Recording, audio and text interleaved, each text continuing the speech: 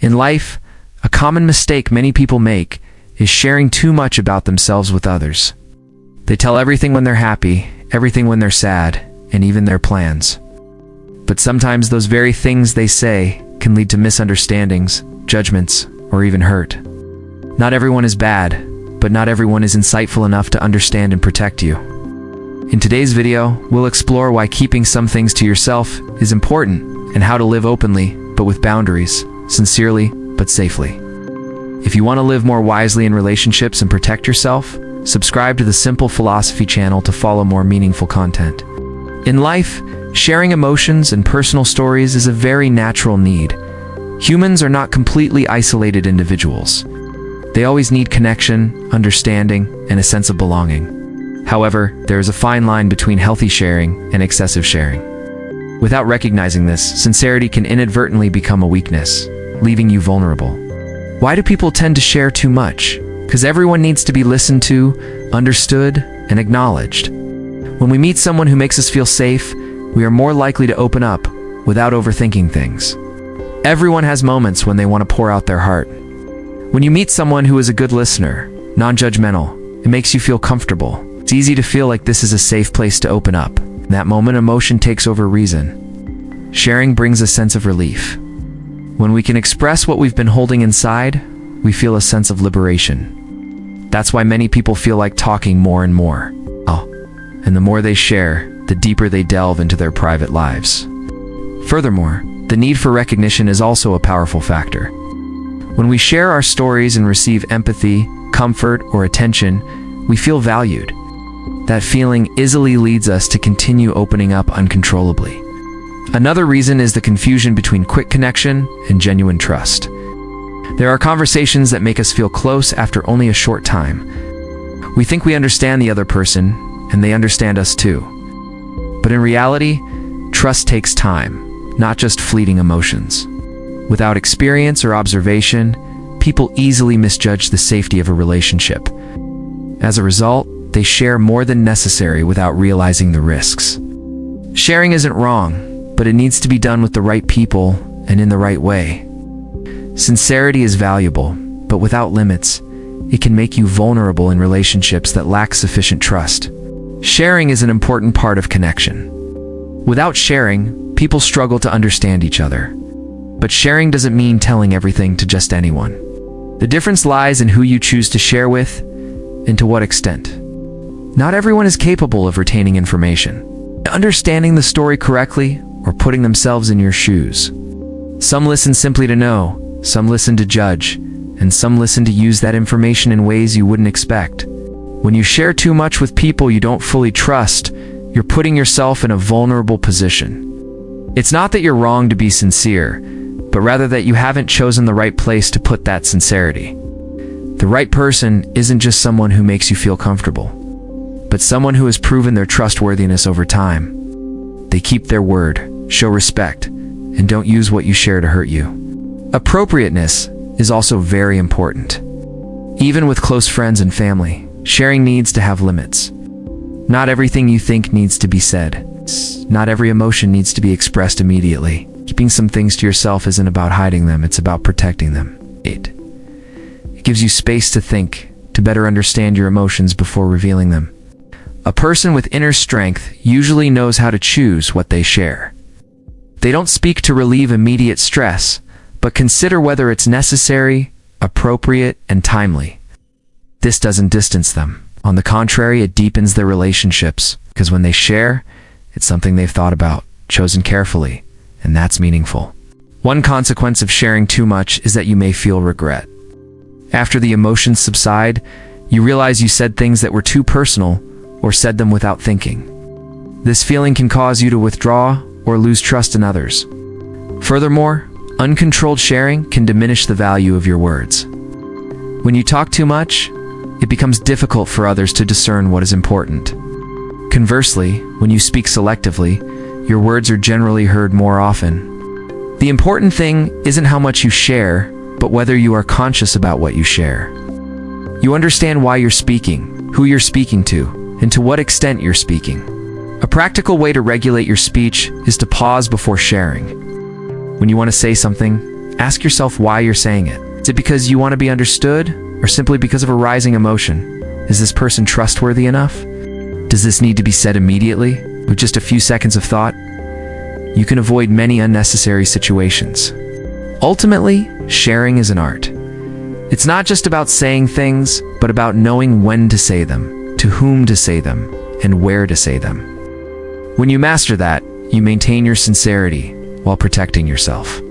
Maturity isn't about being completely closed off or completely open, but about knowing how to adjust, knowing when to hold back and when to open up at the right time. When you do this, you will no longer be afraid of being hurt by sharing, because you will have learned how to put your sincerity in the right place. And that is a very profound form of maturity in relationships. In relationships, sincerity is always valuable.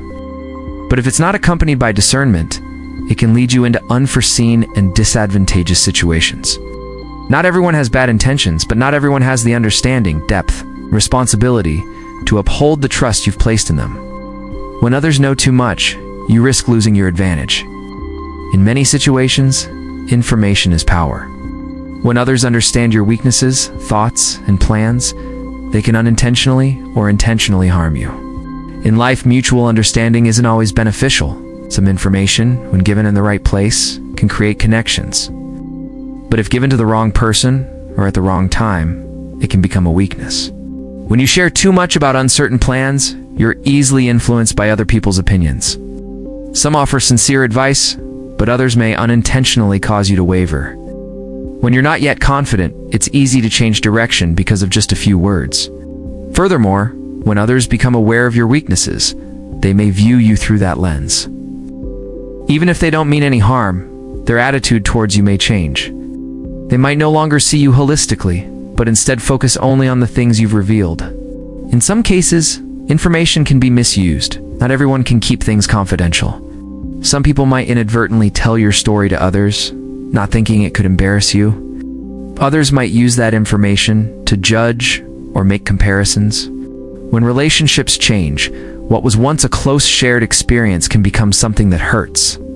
This doesn't always stem from malice, but the consequences are still very clear. Another important point is that when you talk too much, you can lose the initiative.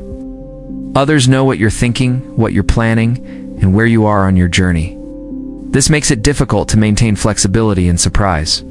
People who maintain a degree of privacy often have space to adjust. They aren't bound by what they've said. They can change without having to explain too much. And that's a huge advantage. This is a story about someone hurt because they trusted too much. There are people who once shared everything wholeheartedly, but when the relationship broke down, those very private things were used to hurt or judge. There was a person who used to be very open in relationships. Now, when they met someone they felt a connection with, they were willing to share their difficulties, fears, failures, and even their future plans. For them, it was a way to build intimacy. In a relationship, they trust each other almost completely. They share everything without reservation, believing that sincerity will be reciprocated. In the beginning, everything goes very well. The two understand each other, support each other, and feel a strong connection. But when the relationship starts to have problems, things that were once shared become sensitive points. During an argument, private stories are brought up again in a way that is no longer gentle. Weaknesses that were once understood are used for criticism. Furthermore, some information is leaked to others. This may not be with malicious intent, but it's enough to make the other person feel betrayed. What hurts them isn't just the leaked content, but the feeling that their trust has been misplaced. After that experience, they became more reserved. They no longer opened up as easily as before. They began to understand that not everyone can keep what they share to themselves. This story isn't uncommon. Many people have experienced similar feelings. When you're in a good relationship, it's easy to believe things will always be that way. But in reality, relationships can change, and when that happens, what's said can't be unsaid.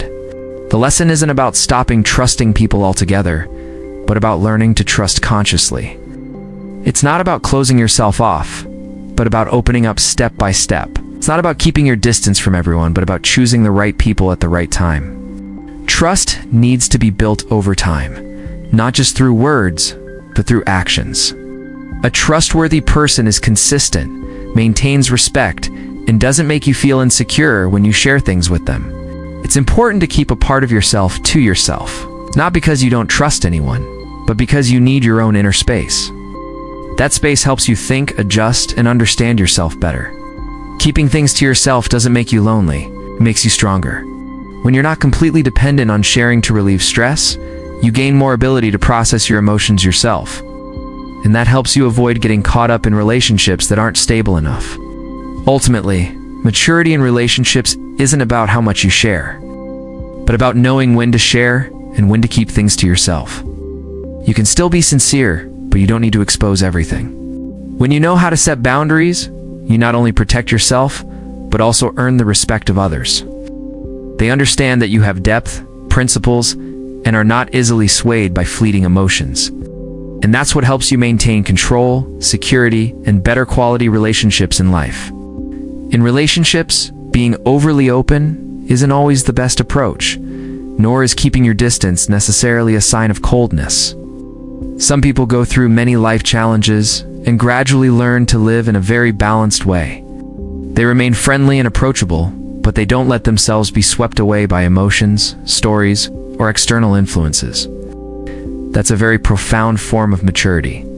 This is the story of someone who knows how to keep their distance. Conversely, there are people who remain friendly and sociable, but always maintain a personal space. They are not cold, but they are also not easily influenced by others. There was a person who used to be very open in relationships. They were easy to talk to, easy to connect with, and generally well-liked. But because of this, they also found themselves in awkward situations. They got caught up in irrelevant conversations, were influenced by other people's emotions, and sometimes misunderstood because they shared too much. After a while, they didn't become withdrawn, but simply changed their approach. They still talked, still cared, but no longer revealed everything about themselves. They listened more, observed more, and chose what they said more carefully. In conversations, they don't try to prove anything. They don't need to be the most outstanding or the most knowledgeable. They are comfortable being themselves, but without letting others intrude too deeply into their private lives. When faced with negative stories, they don't get carried away. They listen respectfully, but don't let those emotions weigh them down. They understand that not everything they hear needs to be taken to heart. In their work, they also maintain clarity. They don't talk too much about their plans, nor do they share every thought with everyone. This helps them stay focused and avoid being swayed by too many differing opinions. What's remarkable is that despite maintaining distance, they are still trusted. Others feel comfortable around them because they don't pressure, judge, or invade other people's privacy. The way they maintain distance from themselves also leads them to respect the distance of others. Over time, they realize that keeping their distance didn't destroy the connection, but rather fostered a healthier one. They were no longer burdened by complicated relationships, no longer drawn into unnecessary emotions, and maintained inner stability. The difference between being discreet and being closed off. Discreet means knowing what to keep private, while closed off means not opening up to anyone. Living wisely means balancing these two things. Many people, after being hurt, choose to withdraw. They no longer want to share, no longer want to trust, and keep their distance from everyone. This is an understandable reaction, but if prolonged, it can lead to isolation. Being withdrawn is when you build a wall that's too high. You don't give anyone a chance to enter. You don't give yourself a chance to connect. And gradually you feel lonely even when surrounded by people. Conversely, discretion is a very different state. You're still open, but selective. You still share, but not everything. You're still connected, but you don't lose yourself. Discreet people understand that not everyone needs to know everything about them. They know how to keep the important parts, the private matters, and the thoughts that don't need to be revealed yet. This doesn't distance them, but rather helps them become more insightful. When they share, it's something that's been thought out, carefully selected, and valuable. As a result, others listen to them more. Being discreet also helps you stay safe. You're less vulnerable because you have clear boundaries. You don't put yourself in situations where you could be easily misunderstood or negatively affected. More importantly, discretion helps you maintain inner space. By not saying everything, you have time to think, to understand your feelings, and to grow from your experiences. Living wisely means knowing how to balance openness and restraint. If you're too open, you easily lose control. If you're too reserved, you easily become isolated. Balance is knowing when to share and when to remain silent. One sign of maturity is that you no longer feel the need to say everything. You are comfortable with silence. You don't feel pressured to explain or be understood immediately. You also no longer seek validation from others. You understand your worth and don't need to constantly prove yourself. This makes you lighter in your lifestyle and more natural in your connections. When you maintain discretion, you also find it easier to respect others. You don't pry excessively, you don't ask unnecessary questions, and you don't invade other people's privacy. This creates very pleasant relationships. Ultimately, maintaining distance isn't about creating a gap between people, but about leaving enough space for yourself to remain true to yourself in every relationship. You don't dissolve, you don't lose yourself, and you don't get swept away. It's a very stable state. You can be close, but not clingy. You can share, but not expose. You can connect, but still maintain inner independence. And it is this balance that creates a very unique kind of aura. Not loud, not ostentatious, but deep enough for others to feel. Presence that is both intimate and restrained, warm and clear. When you reach this state, you not only protect yourself, but also build healthier relationships. The right people will stay, and unnecessary things will leave. Your life becomes much lighter. During the journey of growing up, there's a very clear yet subtle change: how people perceive sharing about themselves. When young, many people tend to talk a lot, share a lot, and open up very quickly. But the more experiences they have, the more they realize that not everything should be said, and not everyone needs to know. Things you shouldn't share too soon. Big plans, personal weaknesses, family issues, finances, or overly private thoughts. These are things that require time to assess who is truly trustworthy. One of the easiest things to share is big plans. When people have a new project, a new direction, or an important goal, they tend to talk about it. Partly because they're excited, and partly because they want support. But when a plan is in its early stages, it's very susceptible to influence. Just a few dissenting opinions can make you waver. Some people offer sincere feedback, but others may unintentionally discourage you. When you're not yet confident enough, speaking up too soon can slow you down or make you give up. Keeping your plans private isn't about hiding them, it's about protecting them. And once you've come a step further and have a clearer foundation, sharing them will be more valuable and less likely to cause problems. Personal weaknesses are also something to consider. Everyone has fears, shortcomings, and imperfections.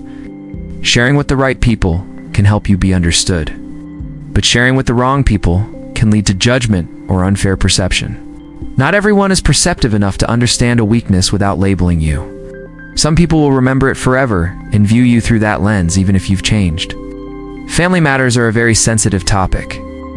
Every family has its own unique story. When you share it publicly, you're not just talking about yourself, but also about other people. If shared with the wrong people, those stories can be misinterpreted or spread in ways you don't intend. Finances are also a topic that needs to be discussed in moderation. Talking too much about money, whether you have enough or not, can create unnecessary negative feelings. Some people will compare, some will judge, and some will change their opinion of you. Some very private thoughts also need to be kept to themselves. Not because they are unimportant, but because they need time for you to understand them before sharing.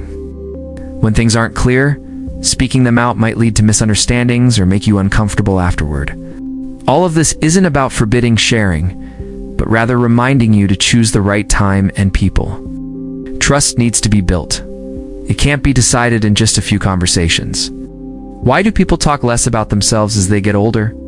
It's not because they're cold, but because they understand that not everyone needs to know, and not everyone will understand what they're saying correctly. When young people often seek validation, sharing makes them feel seen and understood. But over time, they gradually realize that not all understanding is accurate. There were times when they spoke out and were misunderstood. There were times when they shared and were judged. There were times when they trusted and then were disappointed. Those experiences didn't completely shut them off, but rather made them more selective. They began to understand that their value didn't depend on how much others knew about them. They didn't need to tell everything to prove anything. They focused on living authentically rather than talking a lot. Another reason is that they realize not everyone shares the same perspective. Each person hears your story through their own lens. What you find normal might be interpreted differently by others. Therefore, they choose to speak less to avoid unnecessary misunderstandings. They no longer want to explain too much, no longer want to correct what has been misinterpreted. As people mature, they increasingly value their personal space. They understand that some things are best kept to themselves. Not every thought needs to be shared, and not every emotion needs to be expressed. The silence at this moment isn't a lack of connection, but rather a form of protection and maturity. They still have people to share with, but these are people they've carefully selected over time. Furthermore, when they are emotionally stable, the need to express their feelings for release decreases. They can process their emotions, think for themselves, and adjust on their own. This helps them avoid becoming overly dependent on sharing their feelings. A mature person isn't someone who doesn't speak, but someone who knows when to speak. They don't speak out of momentary emotion, but when it's truly necessary and meaningful. Interestingly, when you speak less, your words become more valuable. Others pay more attention, listen more, and better understand what you want to convey. Ultimately, not sharing too soon doesn't distance you, but rather strengthens you. You can still be sincere, you can still connect, but in a conscious and limited way. Maturity isn't about being closed off, but about knowing when to open up. You don't need to show everyone every part of yourself. With the right people, at the right time, and to the right extent, sharing becomes valuable. And when you understand that, you not only protect yourself, but you also build deeper relationships. The right people will understand you without you having to say too much. And you'll feel much lighter without having to carry the burden of needing to be understood by everyone. In relationships, sharing is a natural part of connecting and understanding each other. But when sharing goes beyond what's necessary, it can become a source of fatigue, hurt, and a loss of control over one's own life. Many people don't realize they're oversharing until they face the unintended consequences. Signs that you are sharing too much: you often tell personal stories to many people, easily regret what you've said, or feel misunderstood and hurt by things you've shared. One very clear sign is that you tell the same personal story to many different people. Each time you meet someone who makes you feel comfortable, you open up and share quite private things. At first, you might feel relieved, but then you feel uncomfortable. The feeling of regret after speaking is a very important signal. Once the conversation is over and the emotions have subsided, you begin to reflect on what you just shared and wonder if you said too much. This insecurity often arises when you have crossed your own comfort zone. Another sign is that you frequently feel misunderstood. What you say isn't received the way you intend. Others may interpret it in their own way, and sometimes that makes you feel judged or disrespected. You may also find yourself more vulnerable after these conversations. Things that were once shared in trust now become sources of discomfort, anxiety, or distrust. Additionally, if you feel you rely on sharing your feelings to relieve stress, that's also a sign. Whenever something happens, you feel the need to talk to someone immediately. If you don't share, you feel uncomfortable or frustrated. When sharing becomes a reflex rather than a conscious choice, it's easy to cross the line.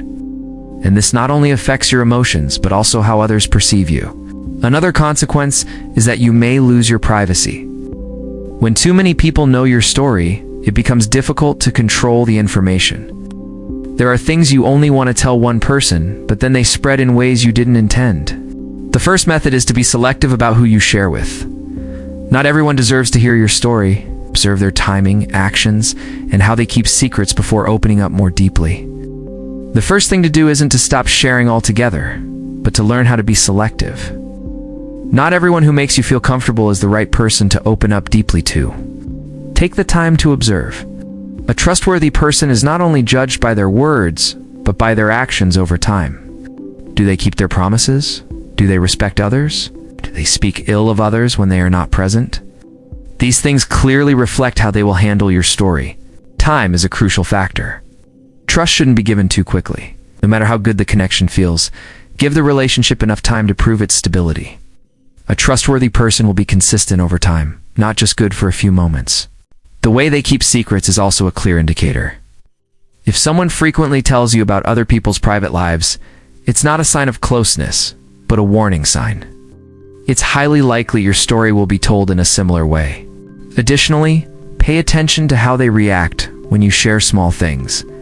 Do they listen, respect your feelings, or do they rush to judgment and conclusions? These reactions tell you about the security of the relationship. Once you've found the right person, you should still open up gradually. There's no need to reveal everything right away. Start by sharing small things. Observe their reactions and feelings before delving deeper. This doesn't diminish your sincerity. It helps place your sincerity in the right place. When you open up selectively, relationships will have a stronger foundation and fewer risks. It's important to learn to keep some things to yourself, not because you don't trust anyone, but because you need your own inner space to think and grow. Not everything needs to be said to be valuable. In addition, you also need to practice managing your own emotions.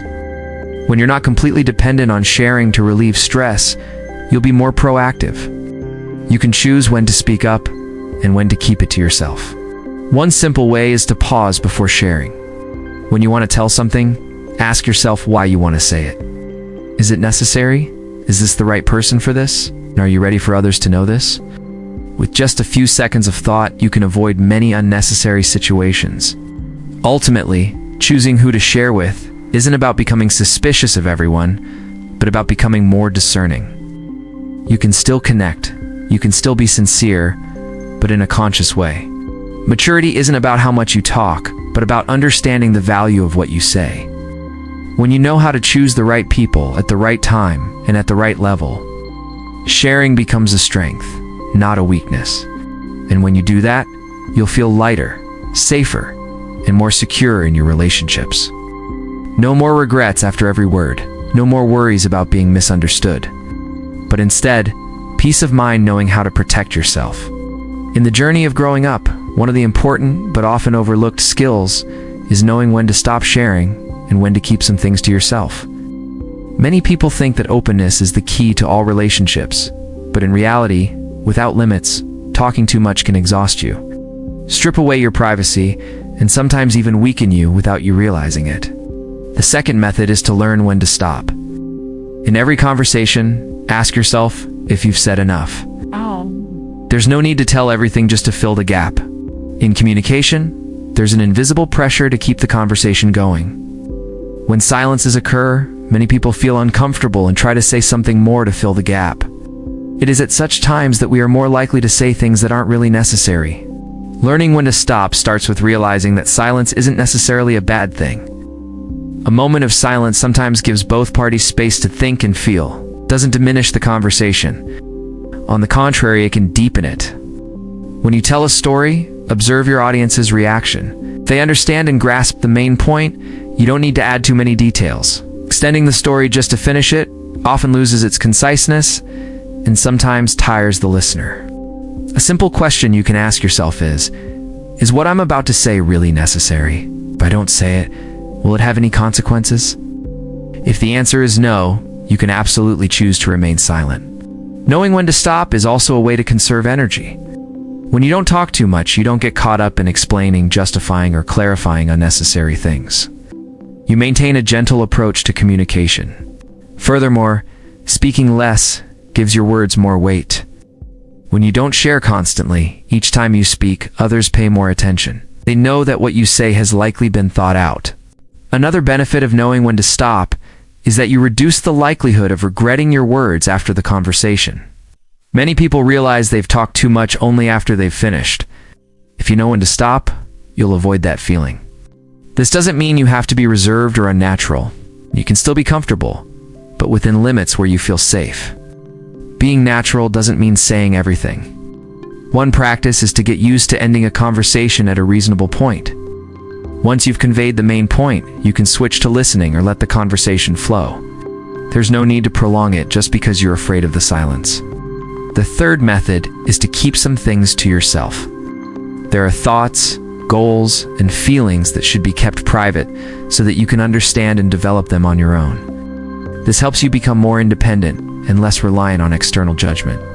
Keeping it to yourself isn't about hiding it, but about creating a private inner space. It's a place where you can think, feel, and grow without being overly influenced by outside opinions. Some goals are very susceptible to influence when they are still in their formative stages. If you state them too early, you may be affected by the skepticism, feedback, or expectations of others. This can cause you to lose your initial focus. When you hold on to and nurture that goal for a while, you'll gain a better understanding of it. Once you're confident enough, sharing it later won't faze you anymore. Deep thoughts also need time to mature. If you voice them as soon as they arise, you may not fully understand their meaning. Holding them back gives you time to observe and delve deeper. The same applies to emotions. Not all emotions need to be expressed immediately. Some emotions, if held back and carefully observed, will lead to a better understanding of their causes and a more effective way to handle them. Keeping some things to yourself helps you avoid becoming overly dependent on feedback from others. When you constantly need others to listen and respond, you're easily influenced by their opinions. When you can handle some things yourself, you become more independent. Another benefit is that you maintain your privacy. Not everyone needs to know everything about you. When you have some privacy, you feel more secure in relationships. Holding back also helps you develop depth. When you don't speak up immediately, you are forced to think more, observe more, and understand yourself better. This helps you grow from within. However, keeping things private doesn't mean keeping everything to yourself. You still need people to share with. But those are people you've carefully selected, people you trust enough to open up to. The balance lies in knowing what to keep to yourself and what to say. Not holding back out of fear of hurting someone, but because you understand the value of privacy. When you combine these two things, knowing when to stop and holding back, you'll find yourself more at ease in communication. You'll no longer feel pressured to talk too much, and you'll no longer worry after each conversation. You also maintain control in your life. Not everyone can influence you because you don't expose your entire inner self to the outside world. Ultimately, this isn't a way to become distant, but a way to live more consciously. You still connect, you still share, but within healthy limits. And when you do that, you'll realize that peace doesn't come from saying everything, but from understanding what to keep, what to let go of, and what truly needs to be shared. In the journey of growing up, everyone has moments when they look back and wonder if only I hadn't talked so much. Some stories, when told, seem to bring relief, but later leave a feeling of emptiness, even regret. Some things once shared with trust become the cause of hurt. These experiences aren't meant to be blamed, but rather to help us understand that words, like our thoughts and actions, need to be refined. A practical lesson for the audience. If you regretted talking too much today, consider it a lesson. From now on, try to slow down your speech and be more selective in what you share. Regretting what you've said isn't a sign of weakness, but rather a sign of growing awareness. You realize that not everything in your heart needs to be spoken aloud.